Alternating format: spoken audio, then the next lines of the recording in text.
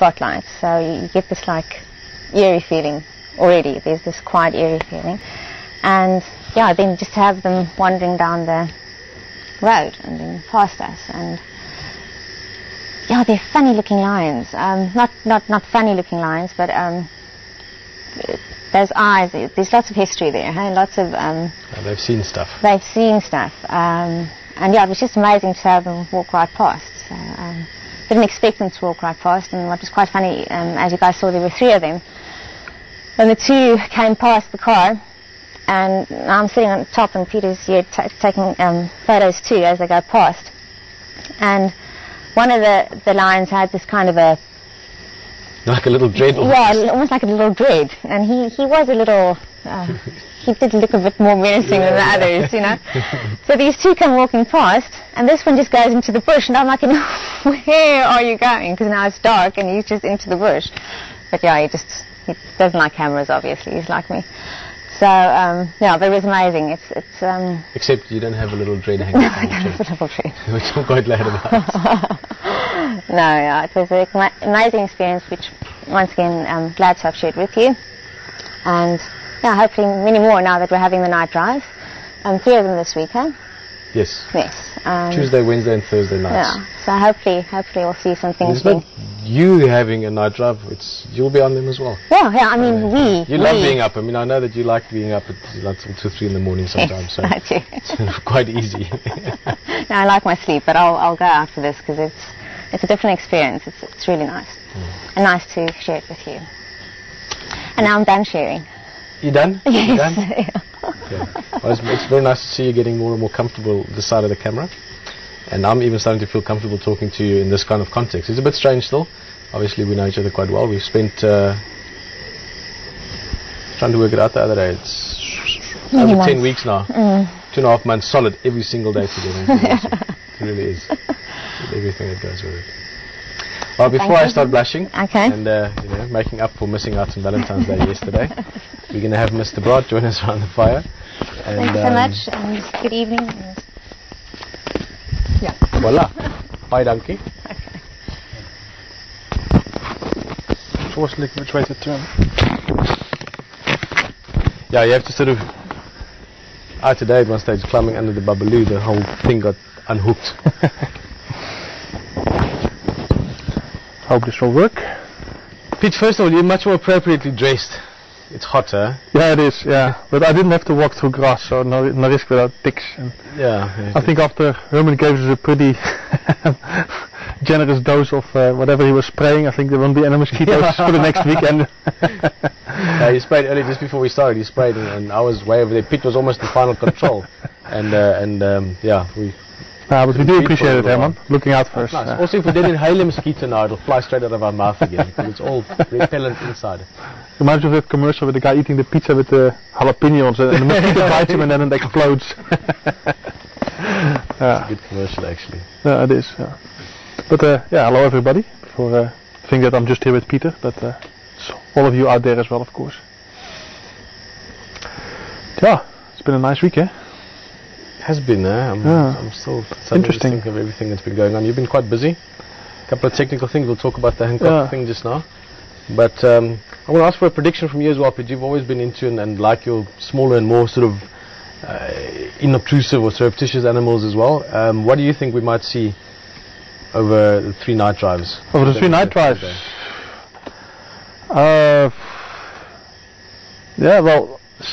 Thinking that you might see it or hoping that you might see it. I think hoping is what everybody is like the honey badgers and the art park and the art pool. He always wants to see the velociraptor. The velociraptor. Hasn't been seen in about 10 million years, so that would be awesome. Yeah. That might be a bit tricky, but maybe a T-Rex, but yeah. I haven't done too many nights. I hope there's going to be some nice owl sightings, obviously with my bird predilection, because there's quite a lot of owls around. We've seen them at the waterholes at times with the even big eagle owls and stuff like that, so might have a good chance for that. Definitely there's going to be some dickops and stuff like that, the more common fare.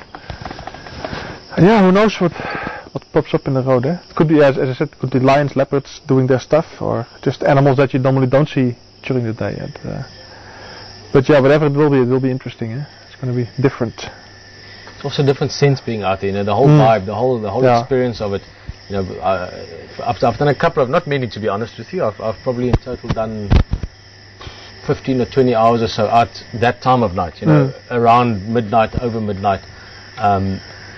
And I've seen leopard 2 or 3 times. I've seen lion, I think, once, and then the other porcupines and things. You do have a likelier chance of seeing them, but the sense of things is very different. Very peaceful. The sound, very peaceful. Yeah, exactly. Everything. I mean, all the other people, even the few people that are around you are sleeping. So you've got a very quiet, very sort of almost like you speak. I think what you do at some point as well is just box where like we normally and switch off the engine and just listen.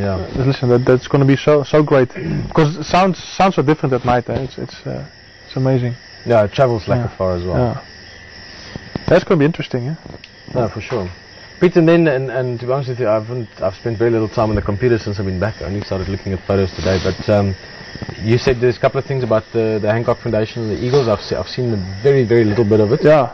Tell us a little bit about what you've been doing and what we've been working, you could see from the blog or also from the cover flow where you also see the eagle pictures now. It's going to be the first of many additional camps to Wild Earth bouquet, as they say it on digital TV, and use a nice word. But we started with the Hancock Wildlife Foundation, which is a great organization. They do a lot of conservation work, and David Hancock, the one that founded it, does also a lot of educational work, speaking at schools and giving lectures and all that kind of thing. And they have a lot of camps set up all around Northern America. Bald eagle camps are their, I would say, their trademark. They pioneered this, and they've still got a lot of them, but also other things. Also, I haven't looked at their website completely, but also saw that they have some underwater camps with the salmon runs and things like that. So very, very, very interesting. And we started with the 2 eagle camps on Hornby Island. It's very interesting. If people that have watched it. Sorry, maybe I should just take it. Yeah, there is actually some water there. Before I saw you stealing Lisa's drink. I can't people saw it, but when Lisa was talking, he was stealing your water. Did you see that? So I'll put it on this side. Yeah, that's a good move, huh?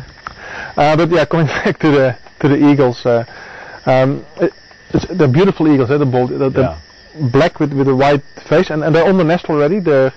What I read from the forum, they're very active at the moment, much more active than they were last year at this time. But they call it nestoration, which is restorating the nest. Nice word. In preparing for the egg laying season and then the hatching and the chicks, and so that should be fascinating. There's 2 cameras on one nest. Early stage now. It's the beginning of the season, so we can follow it actually from the beginning. So there's a wide angle cam and a zoom cam, so that also gives a nice view. The sound is still something that we need to work on a bit more, but that's something that the next visit people there are going to sort it out. It's a bit tricky because you have to first take 1 hour ferry ride, then it's about a 3-hour drive, and then another ferry ride. So it's not like it's next door. So it has to be planned together with some other things. And during the last week, I've been working with mostly with Ken, but also with a couple of other people from the Hancock Wildlife Foundation on getting some more cameras up, a couple more eagle camps, but also a cam with owls. And as it goes, we just want to build on that with Hancock first, but also then with other organizations to host their cameras on we, and we have to work together with them to make sure that everything fits together. The whole, you can imagine that is quite tricky, and so this is a bit of also for us a bit of a learning experience, but it's going quite well actually, I think, and making good progress. So that should help us a lot when we go further. But for those of you that haven't done so, I would really encourage you to go have a look at the eagle camps when you have a chance. Just remember that they're in a different time zone. They're in a US time zone, so the weather is good when it gets dark here. It gets light over there, and then the eagles come on the nest and they fly off and on with nesting material and